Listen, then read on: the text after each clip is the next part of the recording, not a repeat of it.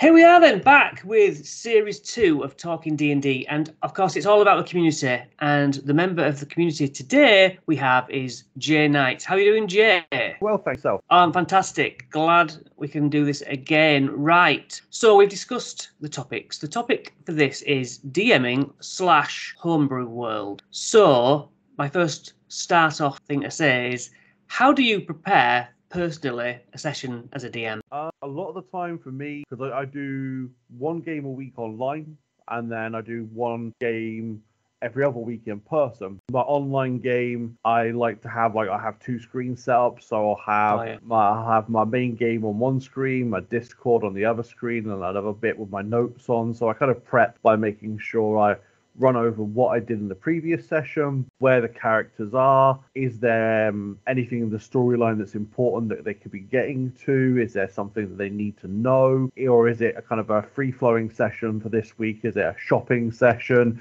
is it an information gathering session? So I like to try and prep and have the bare bones of a session. I'll like try and hit the notes that I want to try and get them to, or at least where they want to be. A lot of the time, I think it's being flexible. So I'll just I have a start time.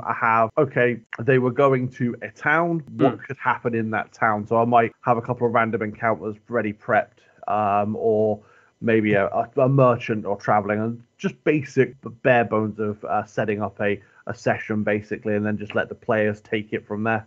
So they're going to a town, to a certain place, they're going with an incentive. Yeah. And then en route you're thinking, okay, they're going to cross a bridge and there's some bandits, we're not going to let them cross the bridge. How do they handle it, sort of thing? Something like that. So yeah, so basically a lot of the time, so say for example they're going from point A to point D.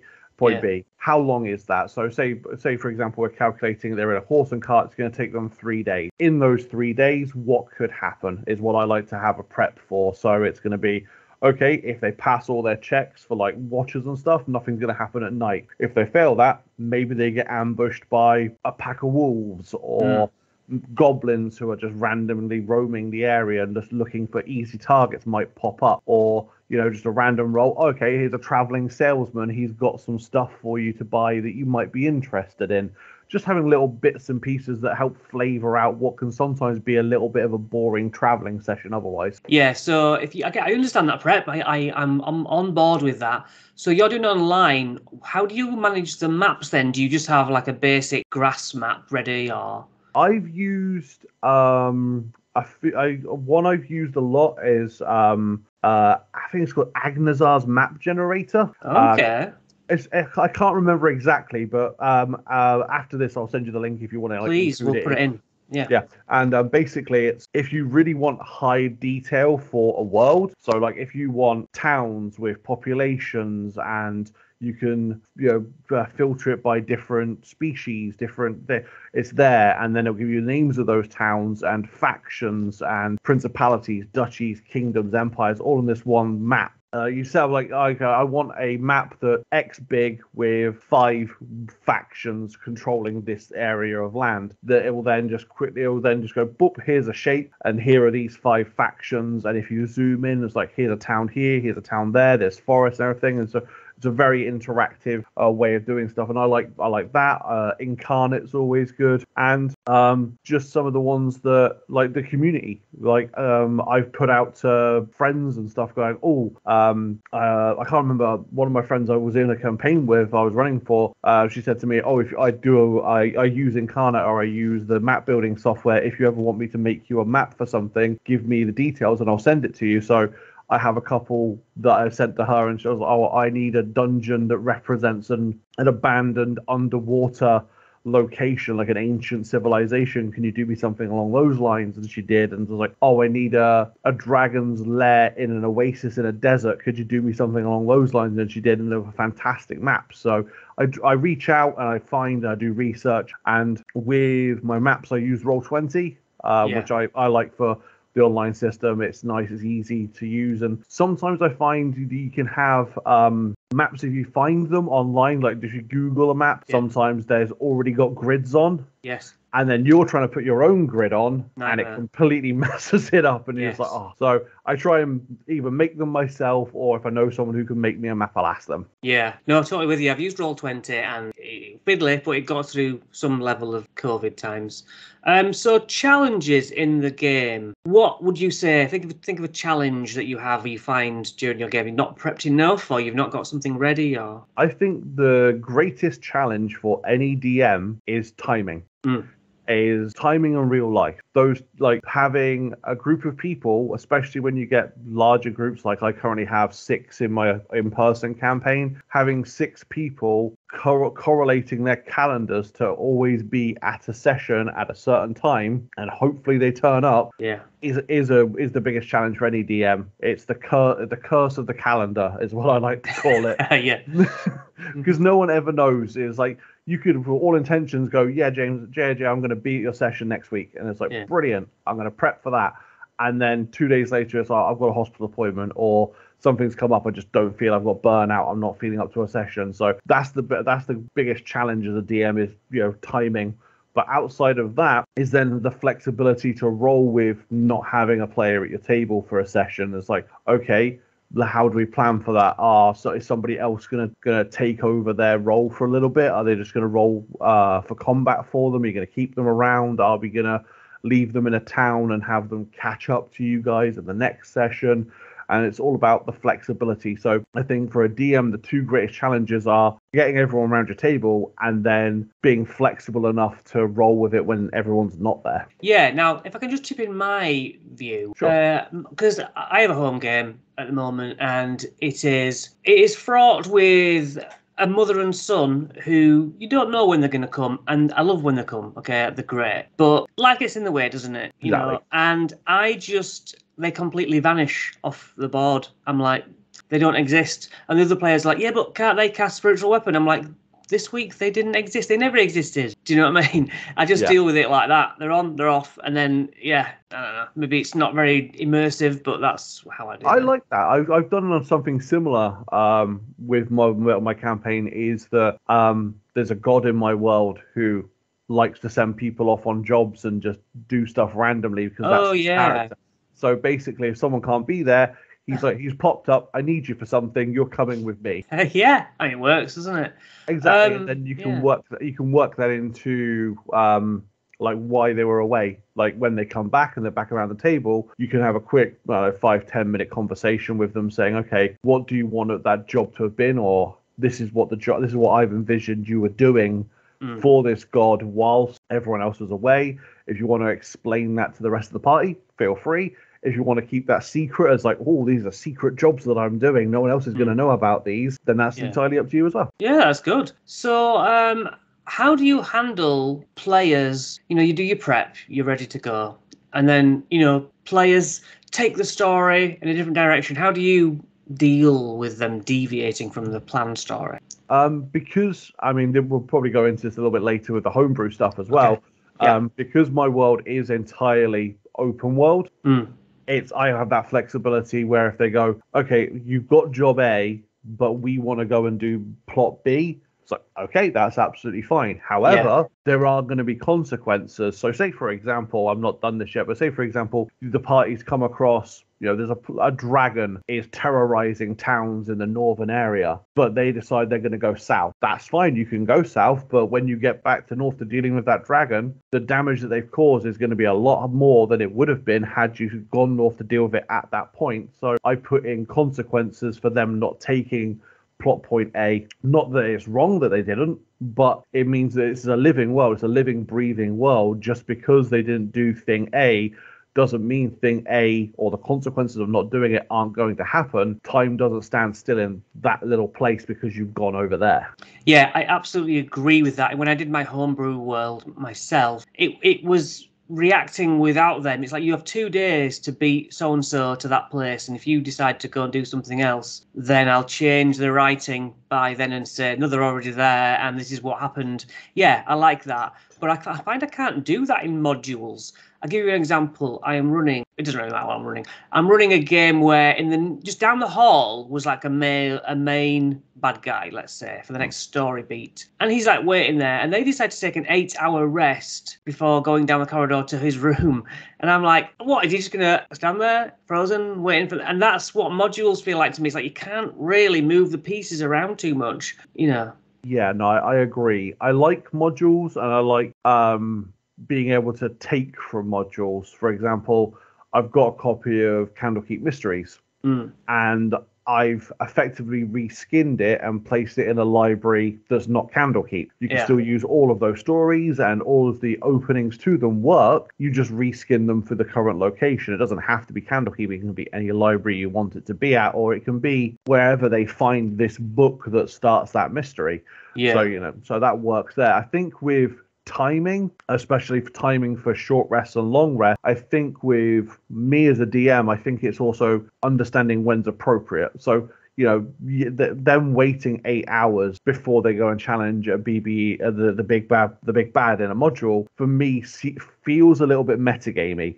In that they know that they're going to have to go down this corridor and fight this bad guy, but they also know that if they don't, there's going to be no consequences, because they could just wait for 8 hours and nothing is going to happen. Yeah. So I think in that point, if players are trying to kind of metagame their way to making the fight with the bad guy easier, I would do something along the lines of going, you've come down here to deal with this guy, you haven't got 8 hours to spare. If you don't deal with this, yes, the book doesn't say he comes to challenge you. Yeah. But if he knows you're there, why would he wait 8 hours for you to challenge him? Yeah. No, I agree. That's good. So that's a bit of a twist of the rules, that sort of thing. Well, not really.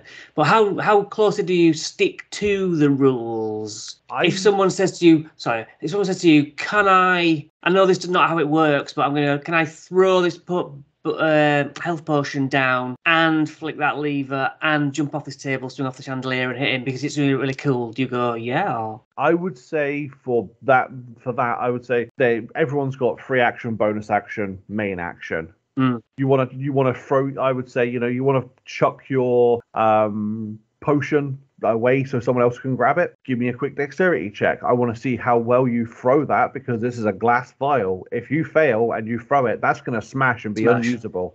Yeah. And then bonus action, you want to jump off a wall. Fine, give me an acrobatics check.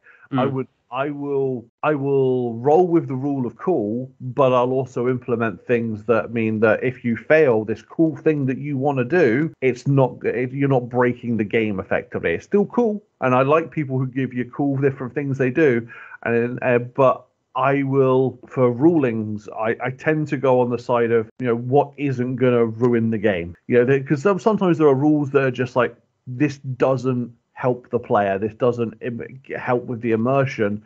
By doing this, you're taking them out of the game, or the rule just doesn't make sense for this particular situation, which is why rules as written is fine for, but I also think you need to take into rules as intended, because just because it's written that this thing has to happen doesn't mean you have to abide by it. I think like a couple of the opening pages in both the player's handbook and the DMG say this is just a guide.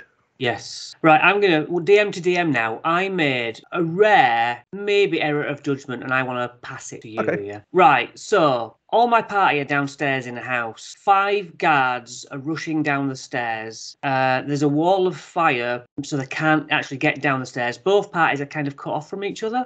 Yeah.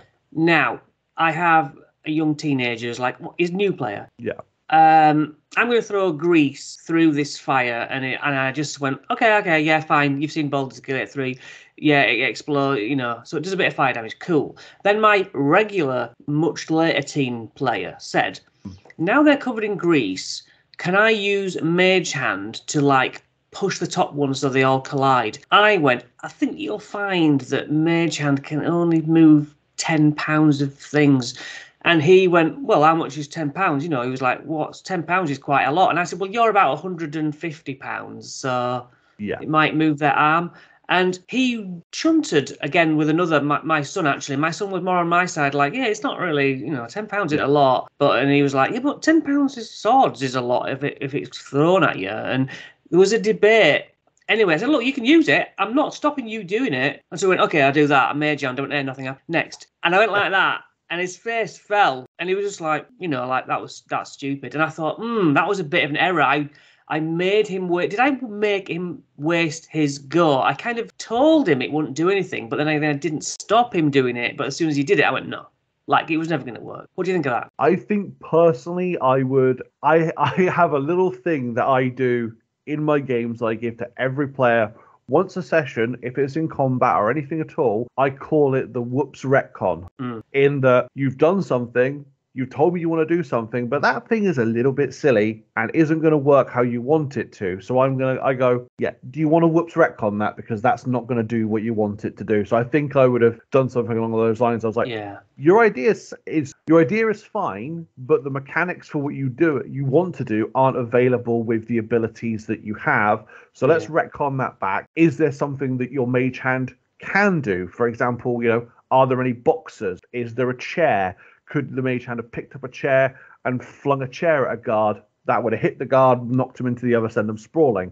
That sort of thing. Giving them options. They still get to do the cool thing they want to do, just in a different way. And you're explaining how they can go about doing it. Because like you said, £10 isn't a lot when you come to try to move a person. But in a physical item, like a box or a chair, £10 is enough to... if you swung a £10 chair at someone, they're going to get moved. Yeah, it is fair. I did feel it was a bit of a miscalculation on my part. But on the other hand, there's a hell of a lot of, okay, let's cast Fireball at this fiend. I cast Fireball at this fiend. It's done. Boom, I've done it. Yeah. And then everyone else is like, yeah, but it's... And I say, yeah, it does nothing. And everyone around the table is, yeah, fiends won't take fire damage. They're from fire. All right. I'll do this instead. And I'm always like, no. You said... I've done it, and I like that line in the sand of, haha, this is what happens. It's a learning experience. Exactly, and I agree with that one. If they say, I cast Fireball, and you tell them that nothing happens, they can't turn around and go, well, I didn't cast it. Their character, just because them as a player knows that fiends don't take fire damage, or other players around the table know that fiends don't take fire damage, doesn't mean that your character knows that fiends don't take fire damage. And I think there's a thing to be said for player knowledge versus character knowledge. Just because a player knows something doesn't mean your character does. And so that's where you have to really monitor the metagaming, where like you've got players going, oh, you should know that. And it's like, yes, I know that, but my character doesn't. And if my character's first instinct is to chuck a fireball at something that's attacking him, and he doesn't know that it's a fiend, doesn't know that it doesn't take fire damage, then that's going to be his first reaction, is to chuck a fireball and hope for the best, and then replan and re-strategize when he realizes it doesn't work. Yes, yeah, that's good. So on the line of sticking to the rules or bending the rules, let's talk about player deaths. When they eventually happen, are they dead, or do you give them a little bit of and your god comes down and resurrects them, or what? How do you do it? This actually ties into what happened on my Wednesday night game. I nearly had a TPK. Like, my players went into a building, completely abandoned for what they believed. It looked like a greenhouse, effectively, like stone walls, glass ceiling, flowers. Turns out it was the home of a beholder who was just a gardener and didn't like people invading his space, so he tried to kill them. After I dealt 45 to 55 points of damage to multiple players who were all like level 8 at the moment, so taking a couple more of those would have wiped everyone out. I was like, these players have put a lot of time and effort into these characters. Having them killed in a completely unmeaningful way that effectively means nothing to the point of this story and would effectively ruin the story that they've built over the last year or so that they've been playing. I kind of stepped in and went, okay, these players have like whoever's controlling the beholder went, stop toying with the mortals, and then the beholder kind of just disappeared away, because eventually it was like, if I carried on, you were all going to die. So basically he was toying with you, felt it was beneath him, and so left. But I think in terms of a player death, if the death is meaningful, if that death is like, oh, my character sacrifices themselves to allow everybody else to get away. It's like a barbarian going into a full reckless rage to attack, to stay behind and attack everything that's coming so the rest of the party can leave. Then, yeah, allow those player deaths to happen. I think as a DM, it's your point to kind of step in if the player truly doesn't want that person to die, truly, and that death is going to be completely meaningless in the manner of the story, then I think it's okay for a deity or a patron to turn up and go, let's get you out of this situation. Otherwise, that player's death meant nothing. There was no great sacrifice. There was no meaning behind it. They just died because the dice said they did. So I think there's a great, you have to really balance out, is this death going to mean something, or is it just the dice being dice? Yeah, and what annoys me is when on the first failed death save, someone starts to look at what other new characters they want to play. It's like, well, he might come back yet. Don't discard your character so quick. Oh, speaking of death saves, I have a little idea that I'm going to run by you. I've done it with a couple of my campaigns, and it also helps with immersion as well in terms of turns. If one of your players is on death save, you roll the death saves for them, and you don't tell them the result until they're either up or they're dead. That way, nobody else around the table knows, so they can't plan ahead going, okay, he's got two passes, he's going to be okay, or he's got two fails, I really need to help him. When nobody knows the results of a death save, it really immerses them into their character going, oh, do I save him? Do I risk him dying? Or do I go and take out this guy? Do I heal them? And just thought that was an idea to pass on to you as well. I'm having that. I'm definitely going to test drive that one. I got as close as saying me and the player comes round the side of the DM screen with me, and we roll it, and we say nothing. Very tricky, though. You've got to rely on body language between the players. But yeah, I'm like, they're down. You should be going over and not being so selfish. I've got to get my attack in. It's like, you should be going over that player. Yeah. I like it to be secret. It's a little bit, few more seconds. But I'm definitely going to test drive what you just said. That's great. Yeah. I like it because, like I said, it gives the immersion. It lets their character go, hold on a second, I don't know if he's safe, so let's make sure he's safe, and then we'll handle this. Yeah, wonderful. Well, speaking of your little rules, let's move over to homebrew. Tell me about your homebrew world and how you construct it. So my homebrew world is a one large landmass called Trendalia. There are multiple factions, and it's multiracial in terms of there's dragonborns, there's elves, dwarves, half elves, orcs, and they're all spread across all four corners of Trendalia. I have multiple stories going on at the moment. The elves in the north part of Trendalia live in an area called the Unending Woods, so named because the elves have placed a magical song around it. So basically, unless you know your way through the woods, you'll continuously just get lost. And so that's why everyone's named it the Unending Woods. It has an end, but unless you know where it is, you won't find it. There's a Dragonborn kingdom.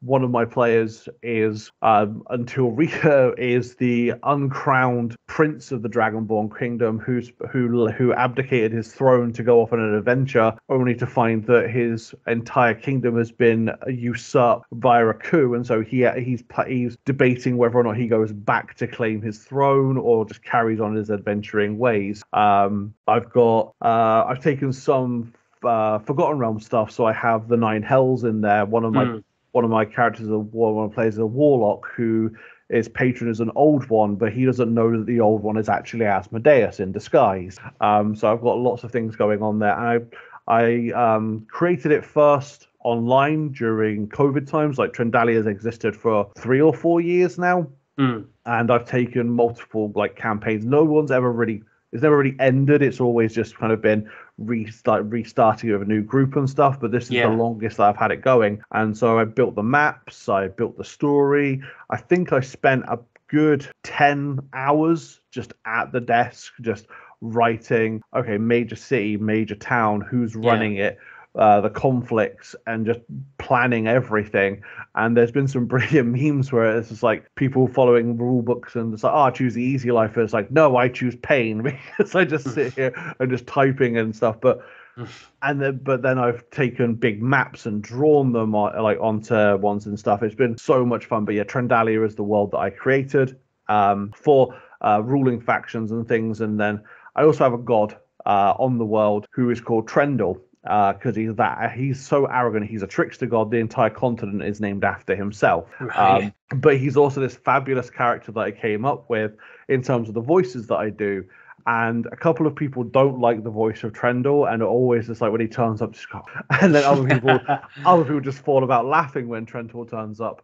And if you want, I'll do Trendle's voice. I'm waiting. Basically, he's a trickster god. He turns up whenever he wants, and when he turns up, it's always like a flash, and he's very glamorous and very flashy. He's like, "Hello, my darlings, who's ready for an adventure with Trendle today?"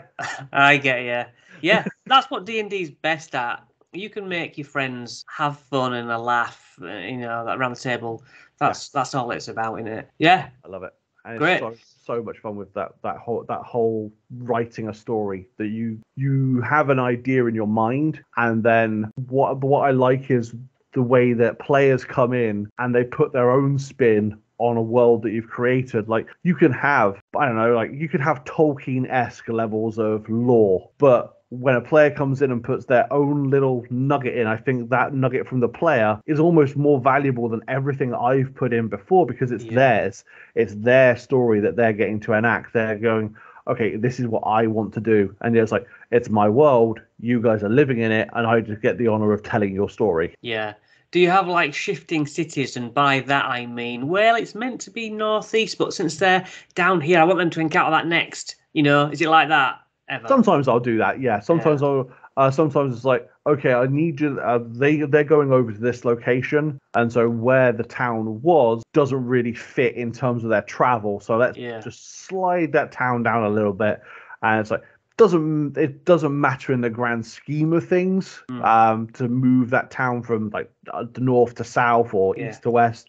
And it just helps to bring the story along, especially like with travel ones, because Trendalia is so vast. I think the last time I checked it on a map, I set it for 2,000 miles east to west and 1,000 miles north to south. So it is a very large thing. So traversing it can take days to get to different towns and cities. So occasionally just sliding one so it's a day closer just helps to move the story along and not get bogged down in random encounters all the time. Yeah. So do you weave their backstories at all into your world? I do. I mean, the one I just said about the Dragonborn being the prince of the kingdom, that was his backstory, is that he'd left Naxxria is the Dragonborn kingdom of Trendalia. So they left Naxxria to go and be an adventurer, left his parents behind. He didn't say he was the prince. But I went through that with him. Like before, I was like, how would you feel about being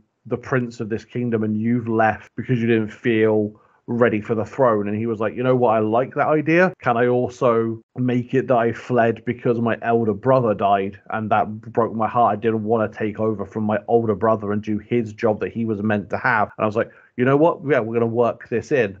And then slowly but surely I've begun adding things in. And I think one session I had when they were fleeing and they went into a desert area, they found a small town that had been populated by Dragonborns fleeing from the coup. The leader of the guard of this town recognized my Dragonborn's player, and I got down onto one knee and said, "Your Majesty, welcome back." And all the other players around the table just went, "What?" Excellent, yeah. So how do you encourage role playing amongst your team, or don't you need to? A lot of the time I don't need too much. I will ask, basically. I was like, what do you say? How do you do this? And then I kind of sit back and let them take on and react. Sometimes it's nice as a DM when it's a role play heavy session and you can just sit back and watch your players role play amongst themselves, and you can kind of just do this little motion. It's like, I'm just gonna sit back, relax, and watch you guys role play, and I'll make some notes as to the things you're saying so I can react accordingly. Sometimes I think sometimes with some players who aren't always comfortable with role play, I think again that's a thing about being flexible with a DM, is I will always approach the players who aren't the most comfortable with a role play and just say, do you want to tell me what you've said rather than role playing it? Do you want to tell me what your character would have said, how they would have reacted, just like describing it rather than acting it? because not everyone's comfortable with role play, and I find that with the players who are quieter, sometimes they'll work it into their character, that their character's a quiet character, doesn't say a lot. Yeah. And so I find that with the quieter players, if they have that, they've written it into their character, doesn't say a lot. The times when they do jump in and go, and the inspiration takes them, they go, hold on a second, I have something to say. My character has something to say. When they step forward into that spotlight and go, I'm saying something, it's very important. It has a lot of weight behind it when it's a person that is quite a quiet, is in the background, or a character that's the same. And that is really, I find it's kind of empowering to that player that everyone stops to go, oh, so this isn't what they normally do. This has to be important. Yeah. I find my NPCs normally are the ones to throw a line out as a bit of a fishhook. And with new players, I'll ask them a question, and if they sort of, I'll end up being like, not much of a talker, are you? You know what I mean? I'll sort of prompt them to, come on, and then generally, you know what I mean? Just to make them aware of, it's a two-way street sort of thing. Exactly. It is tricky. I mean, I've had players who don't, and it's hard, especially as a DM, when you're trying, like you're putting the energy into delivering lines or being an NPC and trying to kind of bring a conversation to life effectively. If someone's either not talking or doesn't know what to say, it's kind of hard to get there. But I think if it's just one person at a table, you can usually, with like a few sessions in, you can usually see them settling into their role, settling into their character, and feeling more comfortable to come out of their shell and talk and be, more vocal in that. And I think it helped as a DM that for me anyway, I will talk to absolutely anyone. That's just who I am as a person. I like to talk to people and find, and so being able to have a conversation with another person is an easy thing for me, but I can recognize where it is difficult. And so I think having characters who don't act like that, kind of works for them as well. Yeah. Another thing with NPCs that come to mind is when in a module, for example, which a lot of new players, DMs, naturally will go for a module first. And it's like, okay, you could ask around in the pub and find out these rumours about the weird castle on the hill, right? Yeah. But all it'll say is, on a sunny night, on a moony night, you can see these things. But there's no, build up. So, hello, NPC. On a misty night, you can find it at... You know what I mean? And it's hard to have a conversation like this. NPC has got something to tell you, but will the player go the steps to get it out of them? Or will they just like, hiya, what you doing? Do you know what I mean? It's hard to get the two to coalesce, isn't it? I agree. I think, especially with modules, when you got the boxes where you have to say stuff, and it's just like, okay. And that's where, again, you kind of reskin or work within the module to get to where you want it to go. It's like, okay, I need these players to understand this piece of information, but I can't just blurt it out. It wouldn't be in this NPC's nature to just go around blurting out key pieces of information. Yeah. So it's just like, so maybe it's like the NPC can nudge them and go, come here. That's true. He's like, I need you. I have something to tell you, but I can't do it in public. And then just kind of taking it from there. So it's again trying to get the players to where you want them to be, but also trying to give them that little starting block. And it's like, if it's a group of adventurers, adventurers. Not seen a group of adventurers in a long time. Yeah. Are you here for something important? Are you here for something interesting? And if then they can go, oh, actually, yes, we've heard about XYZ. Brilliant. That's great. And then your DM's gone, okay, fantastic. They've told me what I need. I can give them the information they're looking for. Yeah. No, that's good advice. Okay, finally, in your homebrew world, do you have new things like your own magic items or your own new races, classes, anything like that? I do have my own magic item. I created it for my players, and some of them use it, some of them don't. It's a magical horn, which I call the Horn of the Kobold Queen, the Horn of the Kobold King. Depends on who's holding it at the time. It's it's one use per day. And whoever is holding the horn blows the horn as an action, and they are then allowed to summon 2d6 winged or regular kobold. The kobolds will act on the same turn as the person summoning them, and will follow the person summoning them's instructions. However, because kobolds aren't intelligent, the horn has to be on display at all times. Oh, okay. If the because they only recognize the kobold king or the kobold queen by the one who's By the holding horn. by the horn. And so if the horn goes away, they immediately forget who is the kobold king or queen and become hostile. So, it's something that they always have to hold as a single use item, and then the kobolds use it. Some of them are like, oh, I don't like summoning kobolds to do my bidding. Other times I've got people just blowing it on a daily basis just to get kobolds as friends. Well, Jay, that is really helpful advice and been great talking to you. Thanks for coming on. No, you're more than welcome. Thanks for having me. It's been a really fun time, really good to share some of my knowledge and ideas and just bounce back and forth. It's been a good time. Excellent. And if anyone else wants to be a guest on this, they can get in touch with us via the Facebook community, RoboDad1, and I'll see you there. Definitely. Thank you.